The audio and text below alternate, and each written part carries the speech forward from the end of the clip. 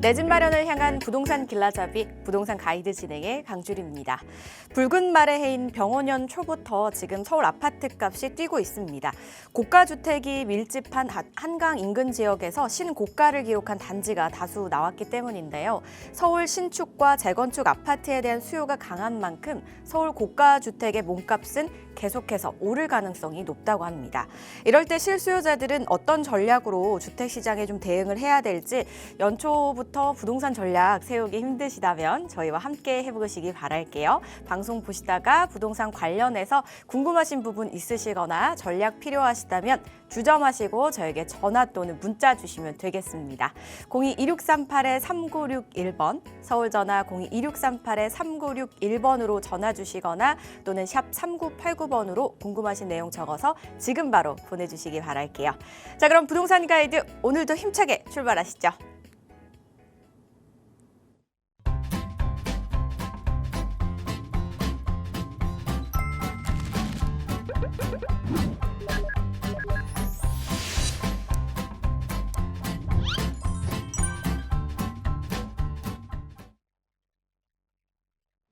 네, 부동산 가이드 월요일 문 활짝 열어주실 분 바로 모셔보도록 할게요. IM 부동산 박유란 대표와 함께합니다. 어서 오세요.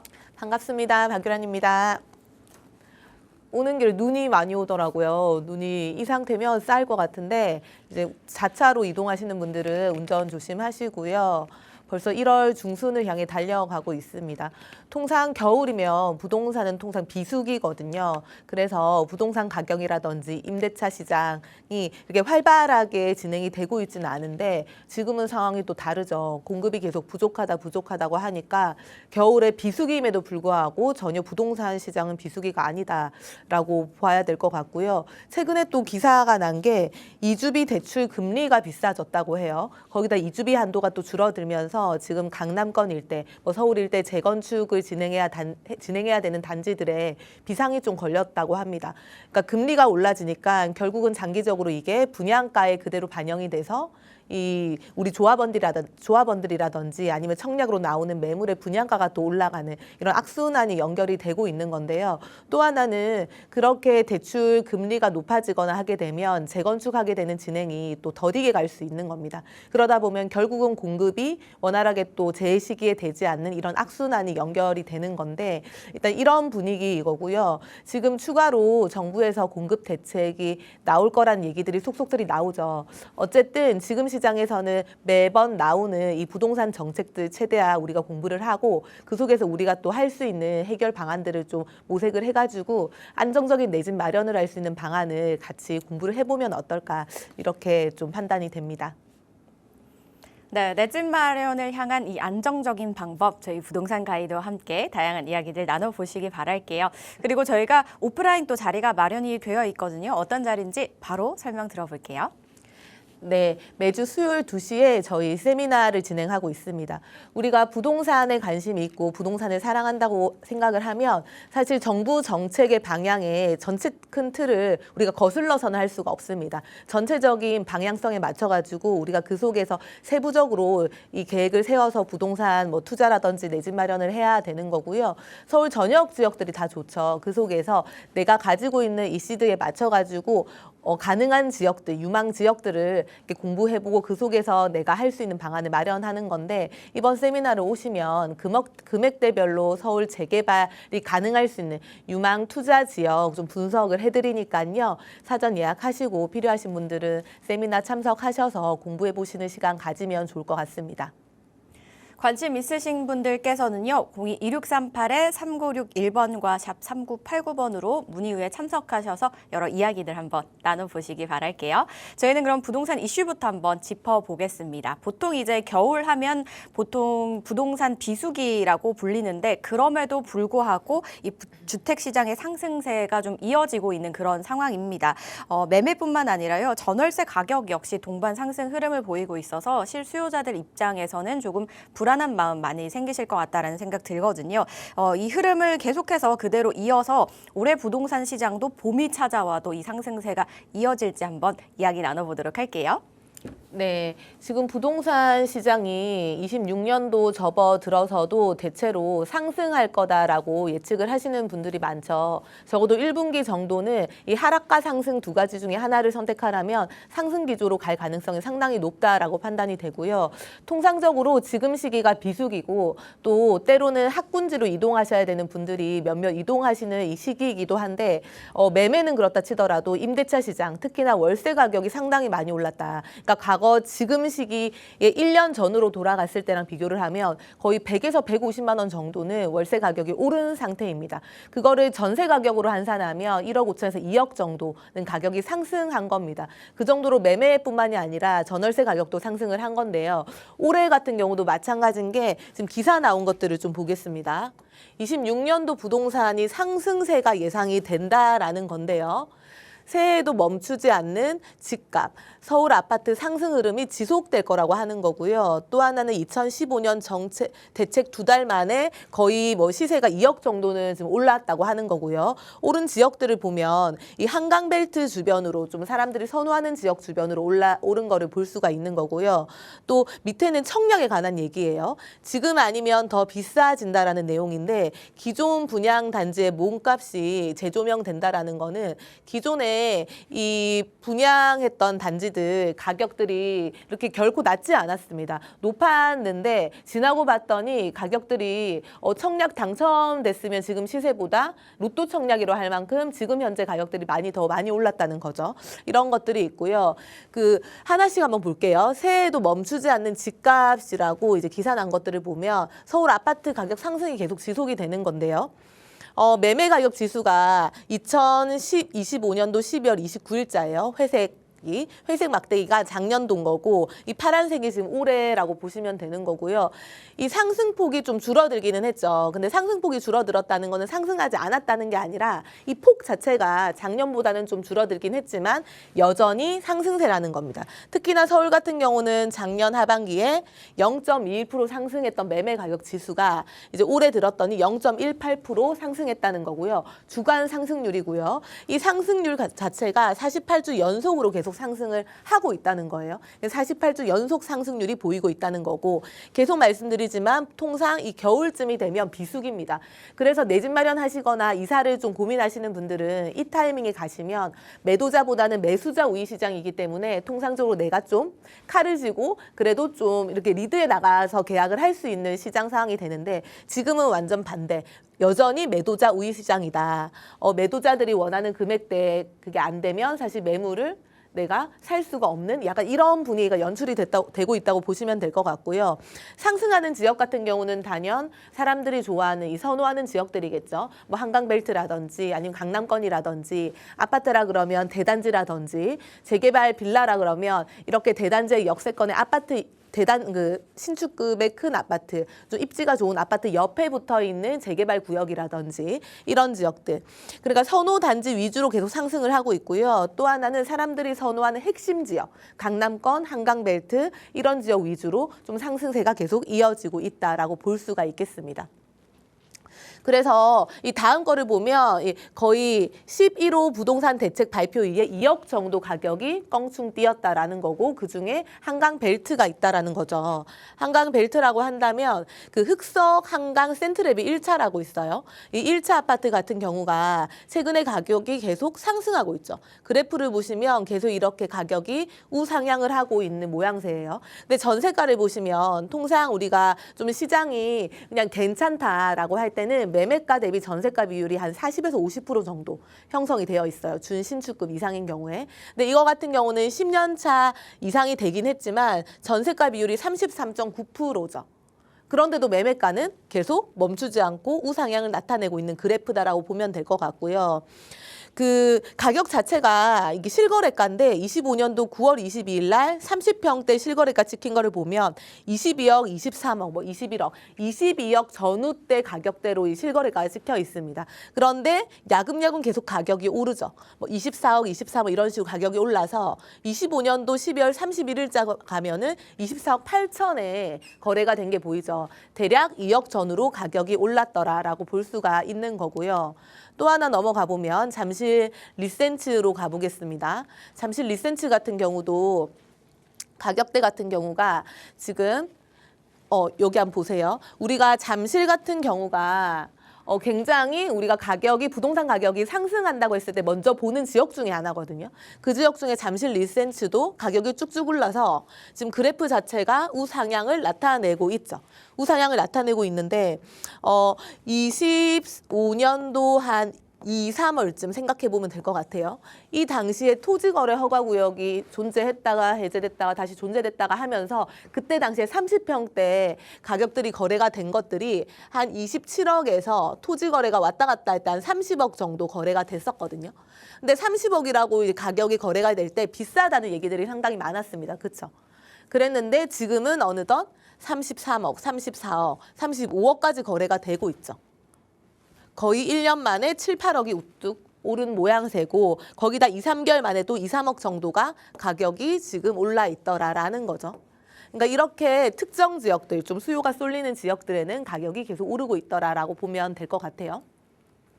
이거는 청약 얘기죠, 이제. 지금 아니면 더 비싸진다. 기존 분양단지 몸값이 재조명되고 있다. 올림픽파크 포레온 같은 경우가 이게 지금 거의 이제 2년이 다 돼 가고 있잖아요. 이게 5구 타입 같은 경우 당시 청약 가격이 한 9억 초반대 형성이 돼 있었고요. 84 타입 같은 경우가 한 13억 중반대 정도 형성이 돼 있었던 걸로 제가 기억을 해요. 그런데 지금 시세가 어떻게 됐죠? 지금 어떻게 됐죠? 84 타입만 하더라도 33억, 4억 이 정도의 실거래가가 되고 있고 5구 타입 같은 경우도 마찬가지예요. 27, 8억을 넘어가고 있는 상태입니다. 그러니까 당시에 올림픽파크 포레온 청약 나왔을 때 비싸다 얘기가 상당히 많았었고 일부 타입 같은 경우는 이 미달이 나는 경우도 있었죠. 그런데 지나고 봤더니 비싼 가격이 아니더라.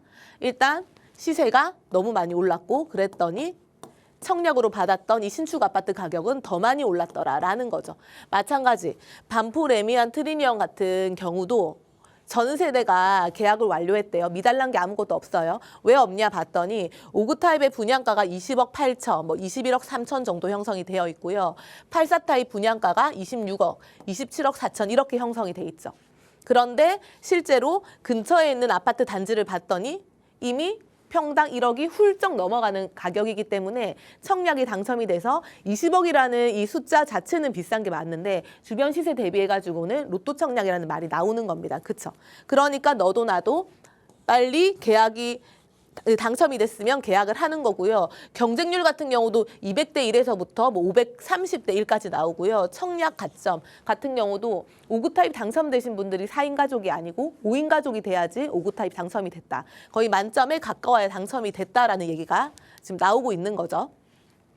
그래서 그 옆에 단지 하나 있어요. 옆에 있는 그 신축급 단지 같은 경우가 가격이 거래된 사례를 보면 84 타입이 51억의 실거래가 찍혀 있고요. 최근에는 57억, 58억의 이제 매물들이 보통 나오고 있더라고요. 한 57억대, 58억대 정도. 그러다 보니까 26, 7억에 당첨이 돼도 주변 시세가 50억 중후반대로 형성이 돼 있다 보니까 일단 최소 30억 이상의 안전마진이 존재한다. 그러니까 수요가 쏠리는 거다라고 볼 수가 있는 거죠. 또 하나 힐스테이트 이수역 센트럴 같은 경우도 이게 청약이 되고 나서 정당 계약 시작 8일 만에 100% 계약을 다 했대요. 그러니까 미달라는 게 없는 겁니다. 미분양이 없는 거죠. 근데 왜 그런가 봤더니 일단은 분양가는 그렇게 낮지 않아요. 시세보다 같거나 조금 높은 수준이었는데도 불구하고 인기가 많았다. 이 5구 타입 같은 경우를 분양가 나온 거를 보면 17억 4천만 원 정도에 나왔고요. 84 타입 같은 경우가 21억에서 22억 4천 정도에 나왔죠. 근데 경쟁률이 장난이 아니죠. 700대 1 정도 경쟁률까지 나오고 있잖아요. 그런 이유가 뭐냐. 지금 여기가 청약을 했던 단지인데 청약 단지 바로 옆에 비슷한 느낌의 단지를 봤더니 로이파크 아파트라고 있습니다. 여기 시세를 한번 보면요. 이게 실거래가 찍힌 건데 25년도 10월 17일 날 84 타입 같은 경우가 19억 6천, 밑에 10월 14일 날 20억 9천에 거래가 됐죠. 그런데 청약 가격 한번 볼까요? 21억이죠. 그러면 오히려 청약이 지금 이 청약 같은 경우는 시세보다 저렴한 게 아니라 신축 아파트다 보니까 시세보다 오히려 더 높게 나왔죠. 그럼에도 불구하고 경쟁률이 700대 1 정도까지 갔더라. 그런데 이 청약이 끝나고 나서 지금 현재 이 로이파크 아파트 매물 나오는 가격들을 보면요. 실거래가 찍힌 것보다 한 2억 전후로 더 높게 나오더라고요. 시세가 이렇게 형성이 돼 있더라고요. 그러면 결론은 정리를 해보면 현재 힐스테이트 이수역 센트럴파크 의 가격이나 그 옆에 있는 로이파크 아파트 가격이나 이제는 별반 차이가 없어졌다. 그러면 이거는 더 신축이죠. 28년도 4월 달에 입주를 하겠죠. 그러면 그때 되면 가격이 더 오를 가능성이 있다라고 봐야 되는 거죠. 그러다 보니까 사람들이 신축 아파트 워낙 좋아하고 신축 아파트를 사는데 청약 당첨이 되게 되면 그냥 계약금 그리고 중도금은 대출 내고 나머지 한 1, 2년 텀을 주고 잔금할 수 있는 시간을 벌 수 있으니까 가격이 좀 높다 하더라도 진입을 하는 거고요. 당첨만 되고 나면 어쨌든 시세보다는 높은 가격으로 나중에 이 시세가 형성이 되다 보니까 사람들이 좀 선호하는 거다. 이렇게 볼 수가 있을 것 같아요.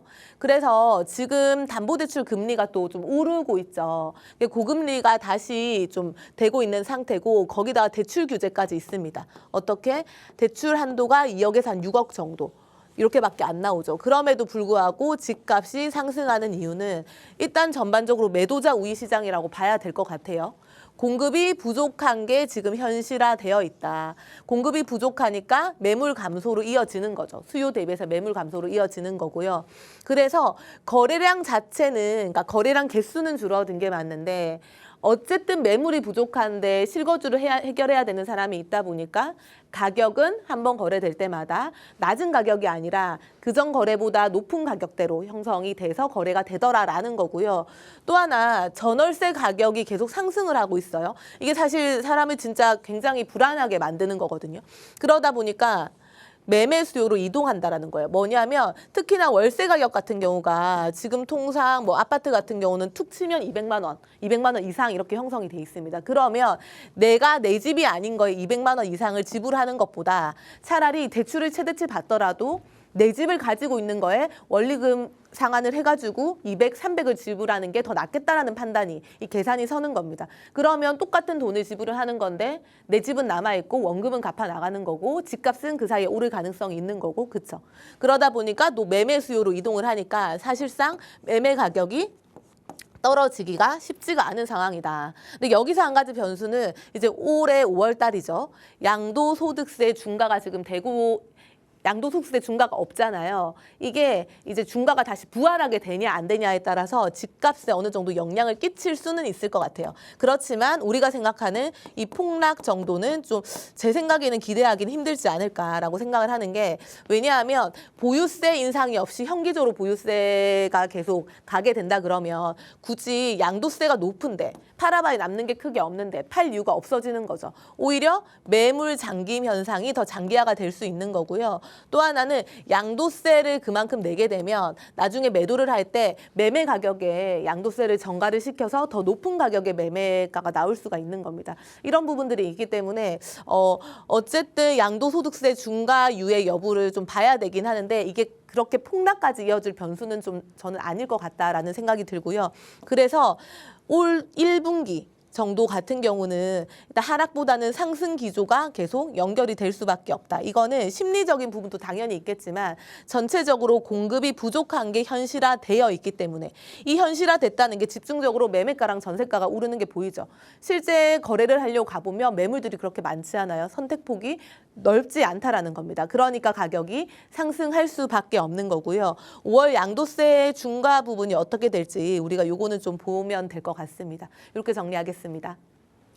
네, 올 1분기에는 이제 상승 기조로 많이들 좀 추정을 하고 있는 그런 상황입니다. 그 중에서도 사실 높은 상승률을 꼽자면 단연 한강벨트와 강남권 이게 될 것이고요. 뒤를 이어서는 이제 선호 지역 순으로 상승을 하고 있는 그런 흐름을 보이고 있습니다. 왜 이런 말 있잖아요. 오늘이 제일 저렴하다. 이 말을 지금 굉장히 여실히 실행 중에 있는 상황이거든요. 청약했던 아파트들도 분양가가 좀 올라서 이제 로또 청약은 좀 끝났나 했는데 지나고 보니 보니 그 분양가가 또 저렴했던 겁니다. 주택이 워낙 부족하고 내 집을 갖겠다는 열망이 뚜렷해지는 데다가 여기에 이제 규제까지 좀 겹치면서 부동산 시장에 혼란이 좀 찾아온 건데요. 그러다 보니 또 눈을 돌리는 곳이 있잖아요. 바로 재개발입니다. 서울 내에서 워낙 많이 진행 중이기도 하고요. 올해는 좀 본격적으로 시작하지 않을까라는 그런 기대감을 갖고 있는 그런 상황이기도 하죠. 정비 사업에도 또 여러 종류가 좀 있잖아요. 뭐 모아타운이나 신통기회 그리고 역세권 개발 재개발 사업 여기에다가 이제 민간 도심 복합 개발까지 굉장히 많습니다. 이게 어떻게 하나하나 다 다를까라는 생각도 가지고 계시겠지만 그 중에서 올해 본격적으로 좀 진행이 될 것으로 예상되는 곳이 이제 민간 도심 복합 개발입니다. 어떤 사업인지 한번 자세히 설명 좀 해주시죠. 요즘 재개발이 굉장히 인기가 많은 편이죠. 그래서 그 서두에 하나를 말씀드리고 싶으면 청약 때문에 청약 가격이 높다 보니까 청약 통장이 깨시는 분들이 많아요. 그런데 저도 청약 통장은 계속 유지를 하고 있습니다. 청약 통장은 지금 시장에서 청약 가격이 높은 거지 시장은 계속 변하기 때문에 이런 것들은 깨지 말고 사실 있다고 해가지고 나한테 크게 해가 되는 거 아니잖아요. 그대로 유지를 하신 상태에서 내가 할 수 있는 거를 좀 모색하는 게 좋고요. 또 하나는 빌라 한 채를 매수한다고 하더라도 요건만 맞으면 청약이 가능하죠. 청약이 특별 공급으로 가능합니다. 이 혜택을 좀 가지셨으면 좋겠어요. 물론 내가 가지고 있는 빌라가 잘 돼서 나중에 입주권을 신청을 하게 되면 청약은 안 되지만 대신에 아파트를 받을 수 있으니까 그게 아니라면 일반적으로 똘똘한 빌라를 가지고 있으면 내가 청약에 당첨이 되고 안 되고의 불안을 안 느껴도 되는 거죠. 그러니까 두 마리 토끼가 다 가능하다. 요건에 맞는 빌라 한 채 가지고 있으면서 청약은 하면 좋으니까 청약 통장의 시장이 안 좋다고 해가지고 절대 깨시면 안 된다. 유지는 하셔야 된다. 요 말씀을 드리고 싶고요. 올해 같은 경우는 재개발 사업지 중에서도 민간 도심 복합 개발 사업이 좀 활기를 띨 것 같아요. 이게 드디어 기다리던 민간 도심 복합 사업에 대한 조례가 발표가 됐습니다. 우리가 25년도 12월 19일 날 조례가 나와서 22일 날 지금 보도자료가 나온 거고요. 말 그대로예요. 도심에 복합 개발 사업을 할 건데 주체가 어떻게 되냐? 민간이 한다라는 거예요. 예전에 했던 건 공공이 했어요. 공공이 했더니 단점이 많았어요. 잘 안 됐어요. 그래서 민간이 할 수 있게끔 해주겠다 해서 드디어 이제 나온 거고요. 역세권 고급화 개발로 수요 분산, 도시 경쟁력 강화를 하겠다고 하는 거죠. 구체적으로 좀 볼게요. 우리가 처음에 나왔던 게 24년도 2월 6일 날 도심 복합 개발 지원에 관한 법률이 나왔고요. 그리고 25년도 2월 7일 날 하위 법령이 나와서 본격적으로 도심 복합 개발 사업이 가능하게 됐습니다. 그런데 이제 이게 국토부 자료이기 때문에 각 자치구마다 서울시 안에서도 각 자치구마다 이 개발 사업이 되려면 세부 사항이 있어야 되겠죠. 그 세부 사항을 기다리고 있었고 드디어 1년 정도 만에 나왔다라고 보면 될 것 같아요. 그래서 앞으로는 이 복합 개발이 활기를 띨 것 같다. 그런데 요건들이 있을 거고 어느 지역들 이런 것들이 있겠죠. 먼저 도심 복합 개발에 대해서 좀 구체적으로 보면 사업을 하는 게 일자리 창출 등 도시 경쟁력 강화 및 주거 안정을 위해서 성장 거점을 조성을 하거나 주택을 신속하게 공급하는 사업이라는 거예요. 그러니까 성장 거점이라고 하면 랜드마크 같은 거죠. 서울 시내에도 강남만 지금 좋다 이게 아니라 강남 같은 것들을 여러 군데 만들겠다는 거거든요. 성장 거점 지역을 만들거나 아니면 재개발을 굉장히 활발하게 신속하게 공급을 해주겠다. 그 사업이 도심 복합 개발 사업이라고 보시면 되고요. 두 가지가 있다 그랬어요. 성장 거점형 그리고 주거 중심형 이렇게 두 가지가 있는 거고요. 사업 목적을 보면 기존 방식으로 개발이 어려웠던 지역, 그러니까 기존에 개발을 해야 되는데 노후도가 좀 부족했던 지역이라든지 그게 아니면 노후도는 갇혀 있는데 결국은 주민들이 동의를 해야지 진행을 할 수 있죠. 그런 동의율적인 부분에서 좀 약했다든지 아니면 민원 발생이 있다든지 이런 지역들에 대해서 여러 가지 개발이 어려웠던 지역을 정비를 해서 개발이 되게끔 하겠다. 그런데 당시에 공공으로 했더니 좀 잘 안 돼서 이 공공도심 복합을 모델을 민간이 할 수 있게끔 확대를 해주겠다라는 거죠.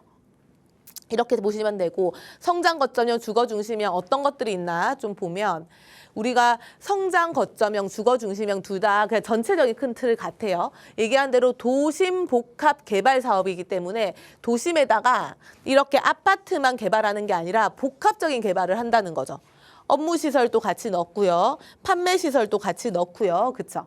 그래서 예전 같은 경우는 우리가 직주 근접이 되는 도시가 좋은 도시고 가격이 많이 나가는 도시였다면 앞으로는 어떻게 바뀌냐. 2040을 보시면 직주 혼합, 뭐 보행 일상권 뭐 이런 얘기들이 나와요. 그렇죠? 보행 일상권 이런 얘기들이 나오는데 내가 걸어서 내 집 주변에서 인프라를 누리고 업무 시설, 문화 시설까지 즐길 수 있는 이런 도시로 바뀌게 된다. 그러면서 그 밑그림이 도심 복합 개발 사업이다라고 좀 보면 될 것 같고요.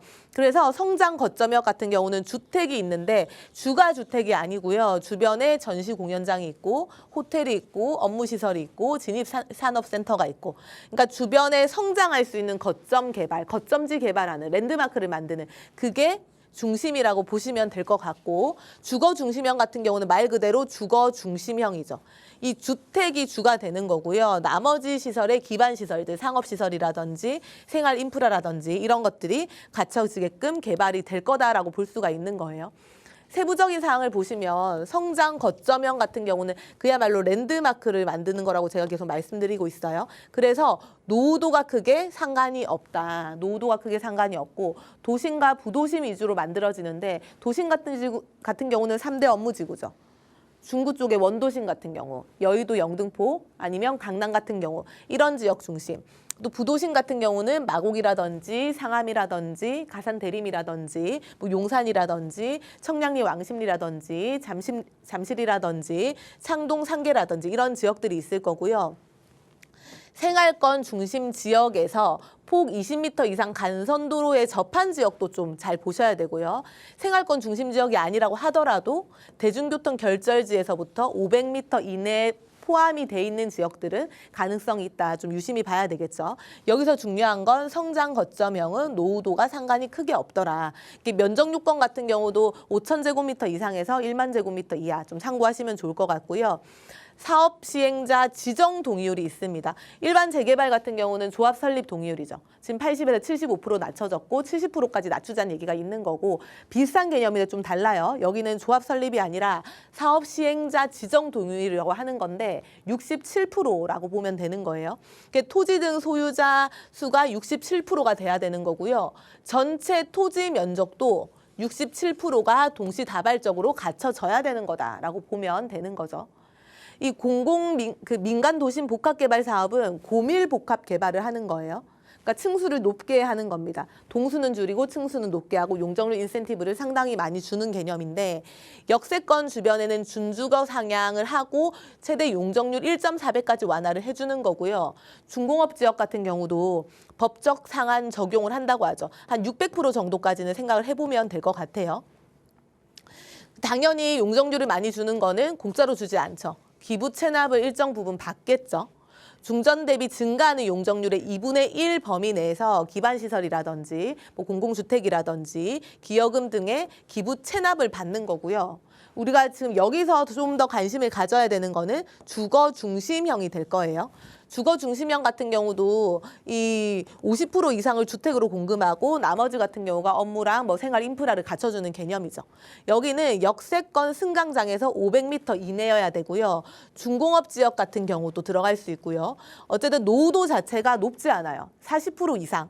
되는 지역은 가능하다라고 보면 되는 거죠. 역세권이나 중공업 지역이나. 면적 같은 경우는 2만 제곱미터 이상의 6만 제곱미터 이하라고 보시면 되고요. 그런데 이 구역 내에 공동주택이 만약에 있다. 그러면 공동주택 단지의 면적이 1만 제곱미터 이하이면서 전체가 한 100분의 30, 전체에서 100분의 30 이내에 들어야지 가능하다라고 합니다. 그래서 이 부분 좀 보시면 될 것 같고 마찬가지 사업 시행자 지정 동의율은 67%, 거기다 용적률에 대한 인센티브가 준주거 상향하고 최대 1.4%거나 중공업 지역 같은 경우는 법적 상한 적용해서 뭐 최대 600% 정도까지 가능하다고 하죠. 이거 보시면 될 것 같고 기부 체납도 마찬가지예요. 용적률의 2분의 1 범위 내에서 공공주택을 기부 체납하는 거다라고 해야 되는데 그럼 상당히 많지 않냐라고 하지만 사실 용적률 인센티브를 조금 받아서 반을 기부 체납하고 반을 이제 뭐 분양이라든지 임대 물량으로 내놓는 거나 용적률 인센티브를 더 많이 받아서 그 반 중의 반을 기부 체납하고 나머지를 활용하는 거나 두 개 보시면 후자가 더 낫죠. 이런 부분들 좀 생각을 하시면 될 것 같고 올해 같은 경우는 지금 하고 있는 뭐 모아타운이라든지 신속이라든지 그 밖에 일반 재개발 사업들 많죠. 이런 부분들이 잘 되는 곳도 있는데 하다 보니까 여러 가지 여건상 좀 흐지부지 되거나 좀 속도가 느리는 데들이 있어요. 그런 데들 중에 민간 도시 복합 개발 사업으로 가능하다 그러면 이렇게 많이 선회해서 다시 갈 확률이 상당히 높다라고 보면 될 것 같습니다. 네, 민간 도심 복합 개발이 이제 앞으로 활기를 띨 것으로 보인다라고 말씀을 주시면서 설명을 꼼꼼하게 해주셨습니다. 이제 민간 도심 복합 개발이 뭐냐 봤더니요, 일자리 창출과 주거 안정을 위해서 이제 주택을 신속하게 공급하는 그런 사업이다라고 써 있습니다. 여러 가지 이유로 개발이 좀 쉽지 않았던 곳을 이제 민간이 좀 개발할 수 있게 하겠다라는 건데요. 두 가지가 있네요. 성장 거점형과 주거 중심형 이렇게 두 가지로 나눠서 개발이 진행이 될 것이다라고 말씀을 주셨고 말미에 또 자세하게 어떤 부분인지 어떤 이야기 어떤 그 제도를 담고 있는지까지 설명을 해주셨으니까요. 한번 참고를 해보시면 좋겠습니다. 그 중에서 이제 저희는 주목해보면 좋을 만한 지역을 한번 살펴보겠습니다. 저희가 이 시간에 좀 여러 번 말씀드렸던 지역 중에 하나입니다. 강남과 양재 수서 쪽인데요. 이곳이 유명한 게 이제 요즘 가장 핫한 사업이죠. AI 이런 거점 개발이 진행될 곳으로 좀 유망한 지역이잖아요. 이곳의 사업 현황은 좀 어떻게 진행이 되고 있을까요? 네, 양재 같은 경우는 제가 뭐 AI 특구라든지 ICT 특정개발진흥지구 등 이 재개발도 좋지만 재개발과 별개로 자체적인 지역 개발 호재 이슈들이 많아서 괜찮은 지역이고 앞으로도 우리가 좀 중장기적으로도 관심 가지면 좋은 지역이라는 말씀 몇 번 드렸었죠. 거기에 이 수서까지 연결을 해서 이번에 AI 핵심 축으로 개발을 하겠다라는 보도 자료가 또 한 번 나왔습니다.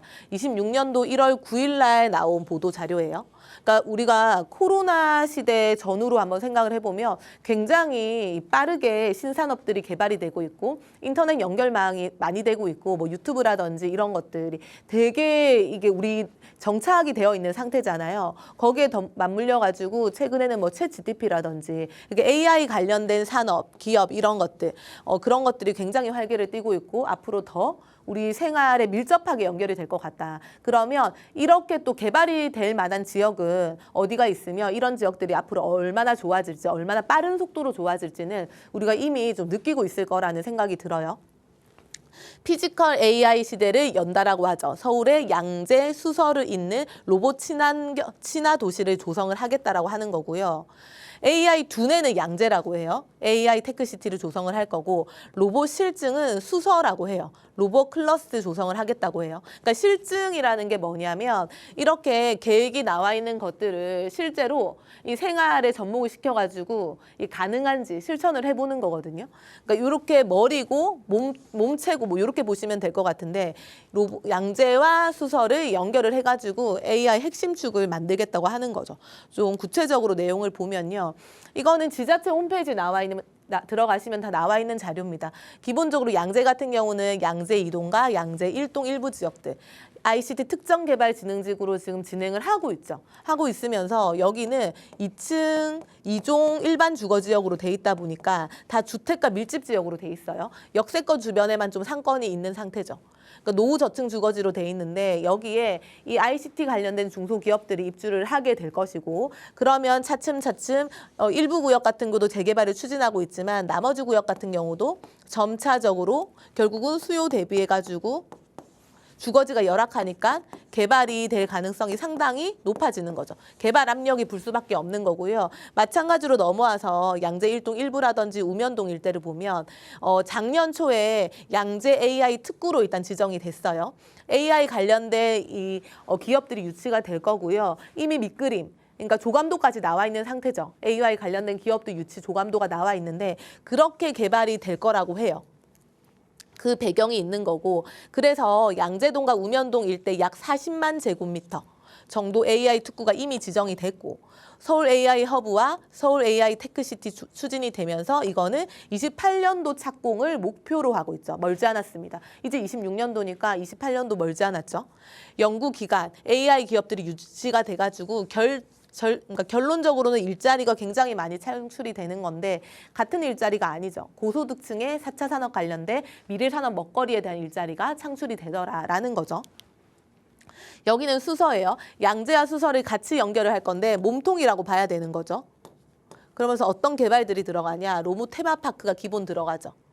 로봇 벤처타운, 로봇 과학관들이 들어가서 결국은 지금 로봇이 우리 실생활에 접목이 되고 있잖아요. 그러니까 쉽게 접할 수 있는, 이 구경할 수 있는 먹거리가 같이 조성이 되고 일자리 같이 조성이 된다고 보시면 될 것 같아요. 그 옆에 수서역 환승센터 들어가고 업무 유통단지, 공공주택 같이 전체가 통합해서 개발이 되더라라는 거고요. 이 수서의 조감도 한번 확인해 보시면 될 것 같고요. 그래서 수소 로봇 클러스터 조성은 2030년도까지 단계적으로 구축이 된다라고 합니다. 이미 많이 진행이 됐을 때는 진입하기가 쉽지는 않을 거다. 그런데 이렇게 계획이 나와 있으면 앞으로 이제 초기지만 변할 수 있겠구나라고 생각을 해보면 될 것 같고, R&D 산업, 실증, 기업 직접, 시민 체험 통합을 통해 가지고 다각도로 이렇게 만들어질 거다라는 거고요. 핵심 시설 같은 경우는 서울 로봇 테크 센터, 로봇 벤처타운, 로봇 테마파크들이 주를 이룰 거다라고 보면 될 것 같습니다. 정리를 해보면 수서, 양재, AI 핵심축으로 되는데, 양재 같은 경우는 AI 두뇌로 개발이 되는 거고, 수서 같은 경우는 몸체, 로봇 실증 도시로 개발이 될 거다. 어떻게? AI 미래 산업이 들어올 거다. 그래서 고소득 연구 단체들이 많이 생길 거고요. IT 인력 유입을 만드는 핵심축으로 되면서 이 관련된 유망 직종들이 앞으로 많이 생길 수밖에 없더라. 산업과 일자리가 생기게끔 당연히 기업들이 유치되게끔 규제를 완화해줘서, 그러니까 특례를 줘서 기업들 유치를 해야 되겠죠. 그러면 지속적으로 실수요자들이 계속 창출이 되겠죠. 기존의 입지가 워낙 좋은 데는 맞아요. 개발이 좀 덜 돼 있었던 데지. 그래서 기존의 강남권에 대한 인프라에 신산업까지 결합이 되면 더 많은 축이 완성이 되고 개발이 될 가능성이 상당히 높겠죠. 장기적으로 봤을 때는 수요가 많아지니까 주거 안정이 필요하기 때문에 기존의 노후 주택 단지들에 대해서 개발 압력이 높아질 가능성이 상당하겠죠. 이런 부분들 같이 좀 보시고 지역 공부하시면 좋을 것 같습니다. 네, 양재에서 이제 수서까지 이어서 AI 핵심 축으로 만들어진다고 합니다. 양재는 AI의 두뇌, 수서는 이제 로봇 실증 도시로 AI 벨트를 구축하게 된다라고 하는데요. 그러면 이제 관련 일자리들이 그쪽으로 다 모이게 되겠죠. 그렇게 되면은 이제 인근의 주거타운도 분명히 조성이 돼야 될 겁니다. 자연스럽게 개발 압력이 높아질 수밖에 없는 그런 상황이 조성이 될 것이다라고 말씀을 주셨습니다. 그렇다면은 그 미래에는 이제 어떻게 또 이 도시가 또 거듭나게 될지 많은 분들 궁금하실 거고요. 이미 이 지역 자체가 사실 뭐 입지도 그렇고 좀 선호하시는 지역 중에 하나이기는 하잖아요. 그런데 이런 미래 개발까지 이제 들어오게 된다라면 더 쏠리지 않을까라는 생각이 듭니다. 그래서 좀 미리미리 공부하고 싶다 하시는 분들은요. 저희 방송 중에 이제 전화 문자 상담도 열려 있지만요. 오프라인 자리도 준비가 되어 있거든요. 그래서 오프라인 자리도 한번 활용해 보시기 바라겠습니다. 화면을 통해서 지금 장소와 그리고 또 주제 저희가 내보내 드릴 텐데요. 메모해 두시면 좋겠습니다. 장소와 이제 날짜와 시간을 좀 메모를 해 두시면 좋겠고요. 주제는 사실 지금 화면에 나가고 있는 주제 외에도 여러분들이 평소에 가지고 계셨던 궁금증이나 뭐 나에게 맞는 부동산 전략들 이야기해 보실 수 있다고 하니까요. 꼭 한번 참석해 보시기 바랄게요. 문의사항 있으시다면 02-2638-3961번과 샵 3989번으로 문의 후에 참석해 보시기 바라겠습니다. 자, 이렇게 저희 이슈 체크해 봤으니까요. 이제 또 시청자분들의 궁금증 한번 또 하나씩 해결해 보도록 하겠습니다. 문자 상담으로 이어갈게요. 2274님께서 보내주셨는데요. 망우동 빌라 재개발 신속통합기획 추진하는 곳이 있습니다. 자녀가 2명이라서 각각 투자를 해주려고 하는데요. 투자금은 1억 정도 생각하고 있는데 괜찮을까요?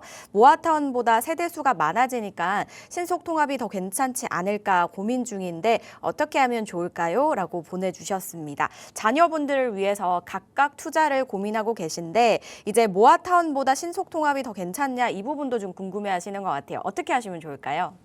재개발은 된다고만 하면 뭔들 다 좋죠. 그런데 둘 중에 딱 하나 꽂으라고 하면 사실 장단이 있어요. 그래서 설명 들으시고 요거는 선택을 하시면 될 것 같아요. 그런데 재개발 같은 경우가 일단은 속도가 상당히 중요해요. 그렇죠? 아무리 재개발이 된다고 한들 10년, 20년이 시간이 많이 걸리면 안 하는 이만 못한 상황이 또 될 수 있죠.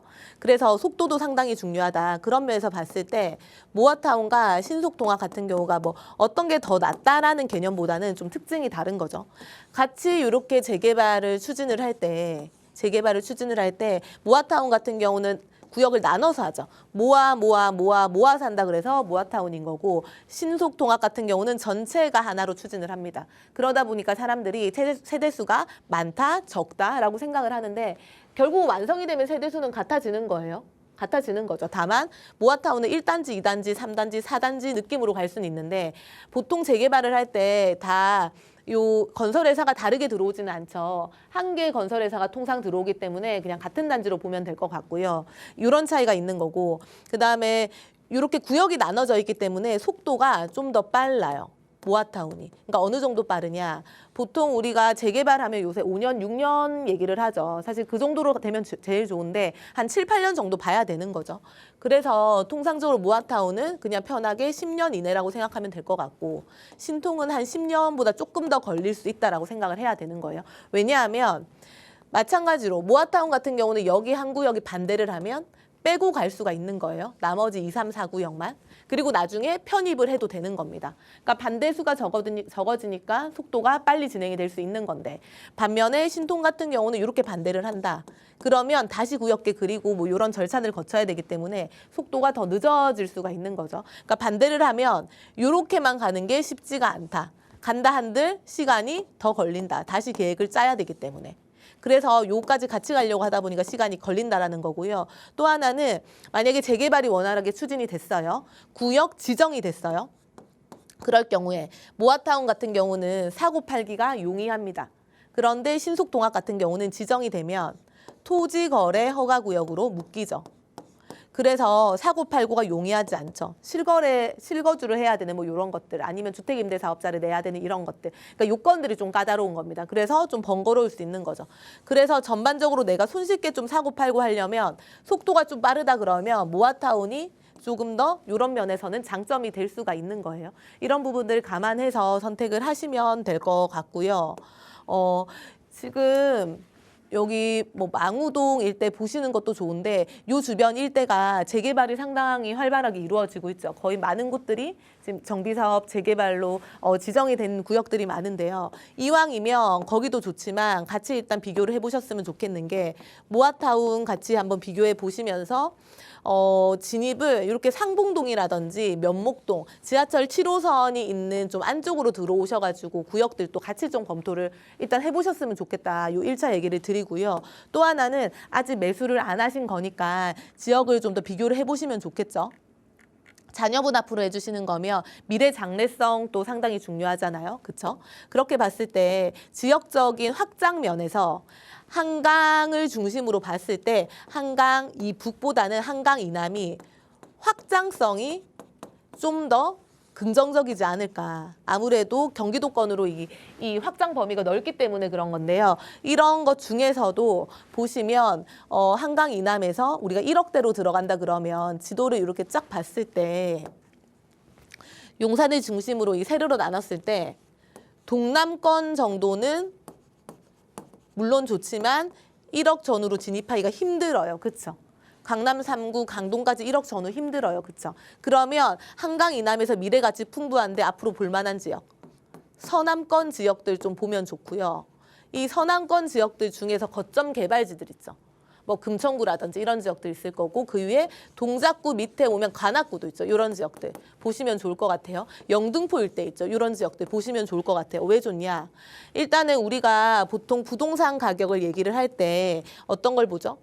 3대 업무타운에 대한 접근성이 굉장히 중요하다. 업무타운에 대한 접근성, 업무타운에 대한 접근성, 여의도 업무타운에 대한 접근성, 그렇죠? 이 업무타운에 대한 접근성을 누리면서 1억대로 들어갈 수 있으면서 그러니까 1억 전후가 되는 거겠죠. 들어갈 수 있는 이런 지역들을 찾으라 그러면 이렇게 세 개의 권역으로 이동할 수 있는 이 범위 안에 들어가는 지역들을 좀 보시면 될 것 같아요. 이런 지역들. 그렇게 생각하면 영등포, 동작구는 가격이 올랐죠. 그럼 관악구 이런 지역들 괜찮죠. 이런 지역들, 금천구 이런 지역들 괜찮거든요. 주변 일대 일자리도 많고. 그러니까 이런 데는 9천 1억 정도면 아마 재개발지 진행하고 있는 빌라들 매수가 충분히 가능할 것 같아요. 이런 지역들 같이 비교해 보시고 신통도 좋지만 모아타운 정도로 가시면 뭔가 좀 규제에서 좀 더 자유로울 수 있다. 이렇게까지 좀 정리를 해드릴게요. 네, 추가적으로 살펴보시면 좋을 지역까지 또 말씀을 주셨으니까요. 잘 살펴보시고 좋은 선택 내려보시기 바라겠습니다. 저희 빠르게 문자 하나 더 만나볼게요. 1739님께서 보내주셨는데요. 몇 년 전부터 한강변 투자하려고 임장만 다니다가 아직 결정을 못했습니다. 그 사이에 투자금이 2배 이상 올랐는데요. 지금이라도 투자를 해도 괜찮을까요? 마포와 광진구 한강변 재개발 투자 중 어디가 더 나을까요? 보내주셨습니다. 저희 빠르게 좀 부탁드릴게요. 이게 어디가 낫다 이거는 개인적인 견해가 있는 거예요. 그래서 그걸 좀 참고하시면 좋을 것 같고 마포랑 광진 다 좋아요. 근데 둘 다 차이점이 좀 있는 거죠. 일단 기본적으로 마포 같은 경우는 거의 대부분이 아파트로 형성이 되어 있는 동네죠. 이미 시세가 어느 정도 우리가 가늠이 돼요. 아파트 몇 평대 몇 년씩이면 얼마 이렇게 형성이 돼 있는 동네가 마포고요. 그러다 보니까 사람들이 지금 좋은 지역이기 때문에 마포를 좋아해요. 마포 중에서 남아있는 한강변의 재개발지를 찾으라 그러면 뭐 합정 일대라든지 뭐 신수동이라든지 뭐 일부 지역들 있죠. 용강동이라든지 이런 지역들을 찾는 거고요. 그런데 이런 지역들이 우리가 재개발로 나중에 아파트가 됐을 때도 그냥 지금 현재 주변에 아파트가 얼마기 때문에 최소 얼마 정도 갈 거라고는 예견이 되는 거잖아요. 그렇죠? 그런데 반면에 광진구 같은 경우는 좀 얘기가 다르죠. 광진구는 좀 대장 아파트가 어디냐고 물어보면 사실 딱 떠오르는 게 없어요. 그렇죠? 그러니까 여기는 저층 주거지가 아파트보다 더 많은 동네. 그런데 거의 대부분이 재개발로 지금 지정이 돼 있거나 추진을 하고 있기 때문에 향후에 거의 전체가 새 아파트로 바뀔 수 있을 만한 동네인데 한강변을 같이 끼고 있더라라는 거예요.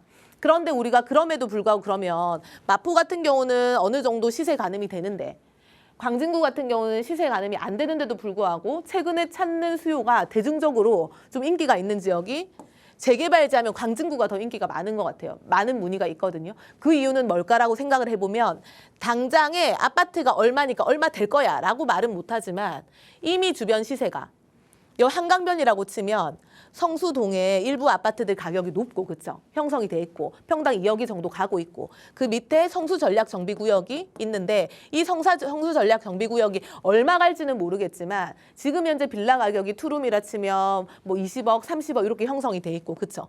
그러면 여기에 새 아파트가 된다고 했을 때 주변 일대가 평당 2억이니까 평당 2억 이상은 가겠네라고 생각을 하는 거고 그러면 이 여파를 힘입어 가지고 광진구의 일부 자양사동에 있는 빌라라든지 또 넘어오면 자양 이동에 있는 빌라들도 향후 아파트가 됐을 때 적어도 이 정도 시세는 형성이 될 수 있겠다라고 우리가 예상을 하기 때문에 여기가 인기가 많은 거고요. 또 하나는 길을 건너면 강남이죠. 길을 건너면 강남이라는 그 효과가 있는 겁니다. 아무래도 7호선이나 2호선을 타고 강남 접근성이 좋은 한강변을 끼고 있는 입지를 가지고 있다 보니까 현재는 뭔가 딱 대장 아파트 얼마 이런 느낌은 없는데 누가 봐도 개발이 되면 좋아질 게 분명한 느낌이 확 드니까 수요가 많이 몰리는 거고요. 그렇기 때문에 재개발이 추진되고 있는 저층 주거지 빌라들이 많죠. 어떻게 보면은 아파트가 더 많은 지역에 내가 셀렉할 수 있는 범위가 적은 것과 아파트보다는 빌라가 더 많기 때문에 셀렉할 수 있는 범위가 많은 지역 둘 중에는 후자를 더 많이 찾겠죠. 대중적으로. 그런 느낌이 더 강한 지역이라고 보시면 될 것 같고요. 그래서 제가 뭐 이렇게 저렇게 말씀을 많이 드렸는데 최근에 많이 찾는 지역이 아무래도 여기 마포보다는 광진구를 좀 더 찾는 분위기가 있긴 하고요. 그 속에서 한강변 중에 자양이동에 아직 좀 구역 선정이 안 된 지역들 있죠. 이런 지역들은 지금 한번 노려볼 만하다. 좀 단기적으로 장기적으로 재개발과 상관없이 어쨌든 묻어두면 향후 미래 가치가 유망한 지역이다. 이렇게 정리를 해보겠습니다. 네, 잘 한번 비교 분석해보시고요. 꼭 현명한 선택 내려보시기 바라겠습니다. 저희 마지막으로 상담하지 못해 아쉬우신 분들을 위해서 오프라인 자리 설명 좀 해주시죠, 대표님. 네, 저희 이번 주 수요일 2시에 세미나 진행을 하고 있고요. 제가 방송에서는 좀 시간적인 한계가 있으니까 다 풀어드리지 못한 아쉬운 부분이 있어요. 금액대별로 내가 좀 투자했을 때 중장기적으로, 단기적으로 유망한 지역들, 지역 분석 같이 해드리니까 이번 세미나 예약하시고 방문하시면 되겠습니다. 네, 저희 화면을 통해서 주제와 장소 이렇게 내보내 드렸으니까요. 메모하신 후에 참석해 보시기 바라고요. 궁금하신 사항은 02-2638-3961번과 샵 3989번으로 연락 주시기 바랄게요. 저희 방송에서 제공하는 정보는 투자 판단에 대한 조언일 뿐 해당 부동산의 가치 상승과 하락을 보장하지 않습니다. 저희는 여기서 인사드릴게요. 기온이 또 많이 내려갔습니다. 여러분 항상 감기 조심하시고요. 저희 내일 이 시간 다시 찾아뵙겠습니다. 시청해 주신 여러분 고맙습니다.